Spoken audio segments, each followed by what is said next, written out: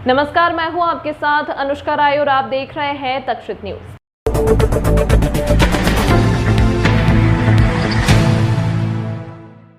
नवलखा क्षेत्र के पालदा इलाके में एक बस में लगी भीषण आग लगने के कारण बस का कंडक्टर गंभीर रूप से झुलसकर घायल हो गया। फायर ब्रिगेड ने मौके पर पहुंचकर आग पर काबू पाया। जलती बस के समीप पेट्रोल पंप भी था। राहत की बात यह रही कि आग का असर पेट्रोल पंप तक नहीं पहुंचा, अन्यथा विकराल हादसा हो सकता था। दरअसल ये पूरा मामला नवलखा चौराहे के समीप पालदा क्षेत्र का है, जहां पर एक बस में अचानक आग लग गई। आग की यह पूरी घटना इतनी भीषण थी कि कुछ ही देर में पूरी बस जलकर खाक हो गई। अचानक हुए इस हादसे में आसपास के लोगों के द्वारा बस में बैठे लोगों की सकुशल बाहर उन्हें निकाल दिया गया। वहीं सूचना के बाद मौके पर पहुंची फायर ब्रिगेड की टीम ने मशक्कत कर बस में लगी आग पर काबू पाया। वहीं इस हादसे में लोगों की मदद कर रहा बस कंडक्टर भी पूरी तरह से झुलस गया है, जिसका उपचार जारी है।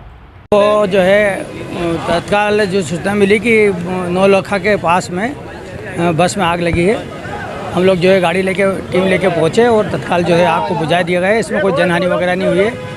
एक कंडक्टर था बता रहे उसका कि थोड़ा सा हाथ पाँच वगैरह झुलसा है, पब्लिक वगैरह निकल गई थी, कोई जनहानि वगैरह नहीं है। कारण हो सकता है कहीं स्पार्क वगैरह हुआ है इसके अंदर, इसी कारण से आग लगी है। सवारी 20-22 सवारी बैठी हुई थी और किसी यादव जी की है बस जो हरदा से इंदौर चलती थी। कोई इंजर्ड वगैरह नहीं हुआ। कंडक्टर का बता रहे हैं। हाँ, कंडक्टर को थोड़ी चोट आई है, थोड़ा सा जलाया हाथ वाथ में वगैरह, बाकी नहीं जलाया। 20-22 लोग बाग थे। इसका कारण हो सकता है कि शॉर्ट सर्किट हुआ है इलेक्ट्रिक वगैरह जो है अपनी बैटरी से। करीब 7000 लीटर पानी लग चुका है और आग पूर्ण रूप से बुझा दी गई। हाँ, सामान अंदर भी जला है, बाहर भी जला, और जो पीछे डिक्की वगैरह में था उसको निकलवा कर उनको सुरक्षित कर दिया गया।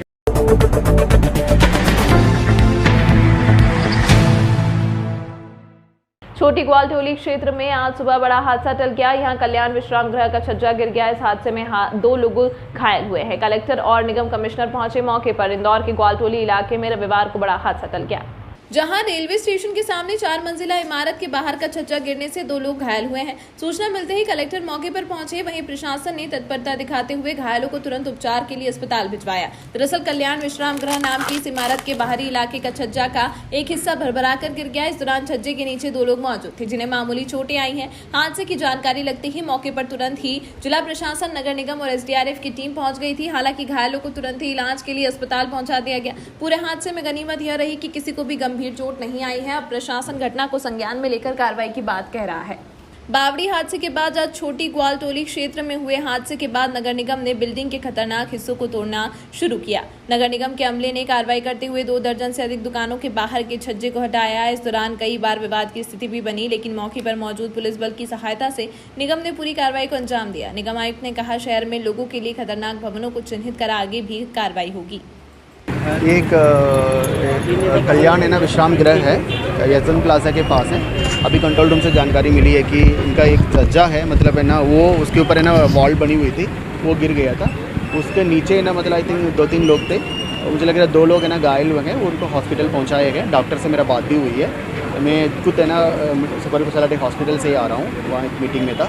वहाँ 2 लोग है ना स्टेबल है, किसी का है ना फ्रैक्चर है, तो उसका डॉक्टर्स इमीडिएटली अटेंड कर रहे हैं। एक और व्यक्ति घायल होने का ना सूचना मिली है, टोटल 3 लोगों का। एंड नगर निगम का टीम, पुलिस की टीम, रेवेन्यू का टीम है ना, मतलब समय पे ना पहुंच गया है उधर, इमीडिएटली पहुंचे हैं। एंड तत्काल इन लोगों ने देख भी लिया, इमीडिएट नीचे है ना चेक भी कर लिया है। इस बार है ना, मतलब इन लोगों सभी लोगों की रिस्पांस टाइम है ना काफ़ी है ना। तो हम लोग लगातार डिसास्टर मैनेजमेंट के ऊपर है ना रिव्यू कर रहे हैं। हम लोग हर ऐसे सोमवार है मैनेज कर रहे हैं। वैसे कि अभी मैं सुपर स्पेशलिटी हॉस्पिटल में सारे हॉस्पिटल की फायर सेफ्टी, इलेक्ट्रिकल सेफ्टी का ही मीटिंग ले रहा था। सारे प्राइवेट हॉस्पिटल्स कितने भी हैं, 50 बेडेड के ऊपर, 50 बेडेड के नीचे कितने भी नर्सिंग होम्स हैं, उनकी इलेक्ट्रिकल सेफ्टी, फायर सेफ्टी के लिए हम लोग आज निजी हॉस्पिटल सभी लोगों को बुला करके एक बार है ना कैपेसिटी बिल्डिंग करा रहे थे। उनकी है ना सारी चीज़ें क्या क्या करना है, सर्टिफिकेशन कैसे लेना है, ऑडिट कैसे कराना है, मतलब उसको जल्दी कैसे कराना है, इसके लेकर अभी हम मीटिंग ही ले रहा था। तो डिज़ास्टर के लेकर हम लोग लगातार है ना सजग है, लगातार मॉनिटरिंग भी कर रहे हैं। मुझे लग रहा है इसको हमको रिसोर्सेज, रिस्पांस टाइम, मतलब है ना सभी चीज़ों में ना, मतलब अभी एडमिनिस्ट्रेशन है ना से काम कर रहा है। एंड हम लोग और बहुत सारी चीज़ें इंफ्रास्ट्रक्चर को इम्प्रूव करना है, वो भी इम्प्रूव करेंगे। ऐसे हम लोग इनफैक्ट कल हम लोग की एक बैठक भी थी कोइंसिडेंटली, उसमें हम लोग जितने भी अनसेफ बिल्डिंग्स हैं उसको आइडेंटिफाई करके और उसमें हमको जिस भी तरह से कार्रवाइयाँ करनी है वो हम इमीडिएटली शुरू करेंगे।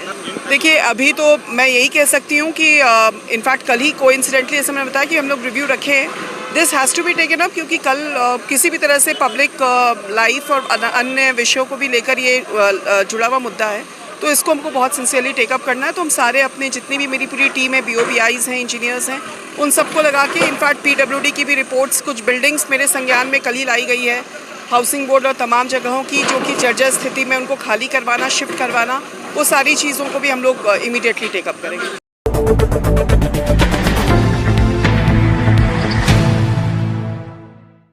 इंदौर में जैसे जैसे गर्मी बढ़ रही है वैसे वैसे जल संकट भी शहर में गहराता जा रहा है। भीषण जल संकट से त्रस्त शहरवासियों ने विरोध प्रदर्शन कर निगम अधिकारियों के सामने पानी के मटके भी फोड़े। दरअसल वार्ड क्रमांक 79 के दिग्विजय नगर के रहवासियों ने आज पानी की मांग करते हुए निगम के जोनल कार्यालय पर विरोध प्रदर्शन किया। इस दौरान बड़ी संख्या में रहवासी हाथों में मटके लेकर पहुंचे थे, जहां उन्होंने अधिकारियों के सामने फोड़े। कुल मिलाकर देखा जाए तो जैसे जैसे गर्मी बढ़ रही है वैसे वैसे जल संकट भी शहर में गर्माता चला जा रहा है, जहाँ भीषण जल संकट से त्रस्त शहरवासियों ने विरोध प्रदर्शन कर अपनी आवाज बुलंद की है। पानी की समस्या के लिए आए हैं। हम लोगों को पानी की इतनी प्रॉब्लम है कि हमें एक एक दिन छुट्टी मारना पड़ती है जब जाके हमें पानी वापरने को मिलता है, और उसकी वजह से हम लोगों की इतनी तकलीफें बढ़ गई, हाथ पैर घुटने सभी दुखने लग गए। चौथी पे कैनों से भरते हम 15-15 लीटर की 2-2 कैन 30 लीटर हाथ में लेके चढ़ते चौथी पे। नहीं है वो कनेक्शन गरीबों के लिए था, बल्कि वो कनेक्शन वहाँ पे जा रहा है कुंदन नगर में, क्योंकि वो लोग टैक्स भरते, हम लोग टैक्स नहीं भर सकते, इसलिए हमें पानी नहीं मिल पा रहा है। जोन 14 में वार्ड 79 आइड खेरी मल्टी से कुछ महिलाएं और पुरुष लोग आए थे। उनकी बेसिक समस्या पानी की मांग थी कि वहाँ पर जो टंकी बनी है वहाँ से उन क्षेत्र उन्हीं लोगों को सप्लाई नहीं होता है, इस टाइप की उनकी समस्याएं थी। उनकी समस्याओं को मैंने सुना और संबंधित जल यंत्रण नर्मदा विभाग के इंजीनियरों से चर्चा करके उनकी समस्या का मैं निराकरण कर रहा हूँ। अन्य समस्याएं उनकी ड्रेनेज की थी, वो जो हाथों हाथ टीम भेज के प्रेशर गाड़ी से अभी करवाई जा रही है। सफाई JCB भेज के मलबा मिट्टी और सब हटाकर ड्रेसिंग लेवलिंग कार्य करवाया है। सभी कार्य आज ही अभी शाम तक पूर्ण हो जाएंगे।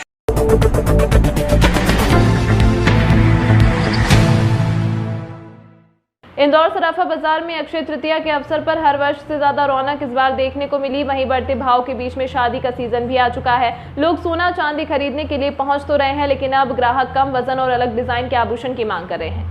इंदौर सराफा बाजार में अक्षय तृतीया के शुभ मुहूर्त के अवसर पर ग्राहकी कुछ हद तक देखने को मिली, लेकिन सोने चांदी के भाव में जारी उतार चढ़ाव के कारण बाजार में स्थिरता का वातावरण बना हुआ है। वहीं सराफा के व्यापारी का कहना है कि सोने और चांदी के दाम वैश्विक स्तर पर तय होते हैं, उसी का असर हमें हमारे बाजारों में देखने को मिलता है। मेरा नाम निर्मल वर्मा है और मैं घुंगरू ज्वेलर्स सराफा इंदौर सोना चांदी जवाहरात व्यापारी एसोसिएशन की ओर से और मध्य प्रदेश सराफा एसोसिएशन से अक्षय तृतीया का हर साल की तरह इस साल बहुत अच्छे तरीके से गिराकी भी रही है। और अभी शाम को जो गर्मी के टाइम है तो शाम के टाइम ठंडे के टाइम थोड़ा गिराकी हमेशा अच्छी रहती है। जो पहले हम 7 बजे तक 7:30 बजे तक बाजार मंगल कर लेते थे, अब 9 साढ़े 9 बजे तक हमारे यहाँ गिराकी। और इस बार अक्षय तृतीया पे बहुत अच्छी गिराकी रही है, क्योंकि सोने में भी जो भाव आए हैं उससे थोड़ा ज़रूर फ़र्क पड़ा है, परंतु गिराकी में इसका कोई असर ज़्यादा हमको देखने को नहीं मिला है। देखिए सोना अब हमारे हिंदुस्तान में क्या पूरे वर्ल्ड के अंदर एक मुख्य धातु के रूप में और मुख्य चीज़ के रूप में उभर के आया है, और हिंदुस्तान के अंदर सोने के प्रति मोह आज भी बहुत अच्छा है। और अभी हम कुछ सालों से देख रहे हैं कि सोने के अंदर हर साल कम से कम 10 से 15% की तेज़ी और मुनाफा दोनों कस्टमरों को मिलने लगा है। तो इसके प्रति रुझान ग्राहकों के अंदर और व्यापारियों में बहुत ज़्यादा है। नहीं, अब एक्चुअली में क्या है कि जिसे गवर्नमेंट ने कुछ हमारे यहाँ जो कैरेट जो बना दी हैं, कैटेगरियाँ बना दी कि 18 कैरेट है, 20 कैरेट है, 22 कैरेट है, तो इसके हिसाब से अब ग्राहकों को भी कोई असुविधा नहीं होती, हम व्यापारियों को भी किसी प्रकार की असुविधा नहीं होती है, क्योंकि जितना कैरेट का उनको माल चाहिए रहता है कस्टमर को, उतने कैरेट के वो रुपए लगते हैं। और उस हिसाब से जो है उनको कस्टमर को हमेशा रिटर्न भी उस प्रकार से मिल जाता है। तो अब पहले जैसी स्थितियाँ अब हमारे पास नहीं है। तेज़ी तो जैसे अभी देखा जाए तो रूस और यूक्रेन का युद्ध प्रमुख रूप से है, जिसके कारण पूरे वर्ल्ड लेवल पे सोने की तेज़ी उसी के कारण है। और दूसरे देशों के भी जो स्टेटमेंट आते हैं उस प्रकार से हमारे यहाँ सोने चांदी में तेज़ी वृद्धि होती है। इसका मुख्य कारण यही है।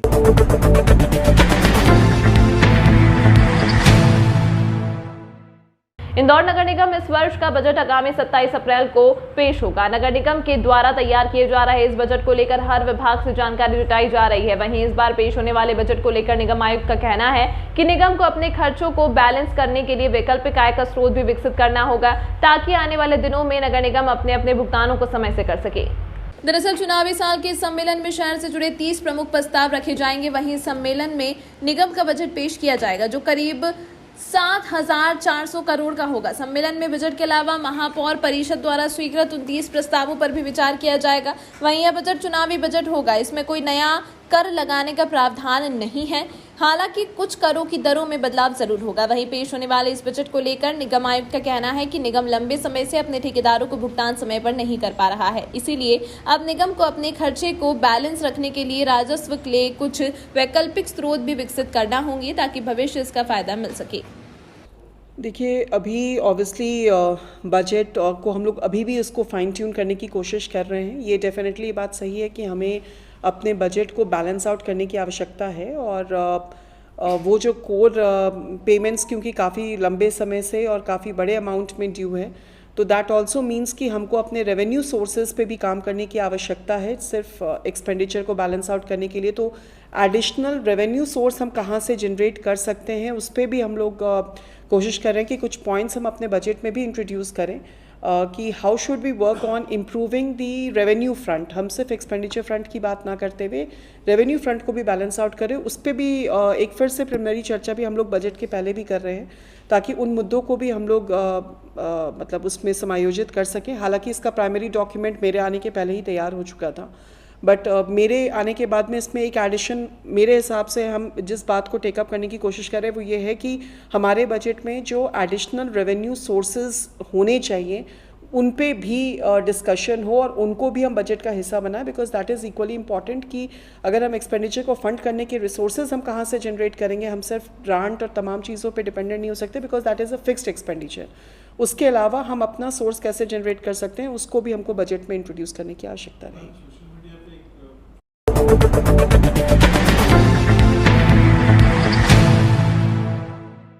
रेलवे विभाग द्वारा वर्तमान में इंदौर स्टेशन और उसके आसपास कई तरह के विकास कार्य किए जा रहे हैं। इन विकास कार्यों का जायजा लेने और कार्यों की गति की समीक्षा करने डीआरएम इंदौर पहुंचे थे, जहां पर उन्होंने सांसद से भी चर्चा कर रेलवे द्वारा किए जा रहे कार्यों की विस्तृत जानकारी अधिकारियों से ली।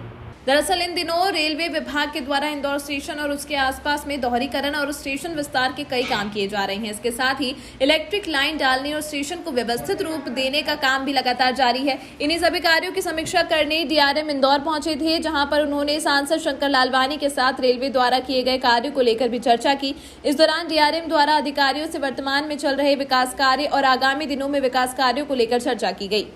देखिए, अभी हाल में ही क्या है कि महाप्रबंधक यहाँ आए थे पश्चिमी रेलवे के, तो उन्होंने पूरा जायजा लिया यहाँ के प्रोजेक्टों के बारे में, सांसद महोदय से बातचीत की और जो भी आने वाले जो प्रोजेक्ट हैं उनकी भी समीक्षा की और निर्माण विभाग के अधिकारियों के साथ में बैठक की। इसके अलावा दूसरे जो सेक्शंस हैं जैसे नागदा से उज्जैन और इंदौर स्टेशन है, इनका भी निरीक्षण किया।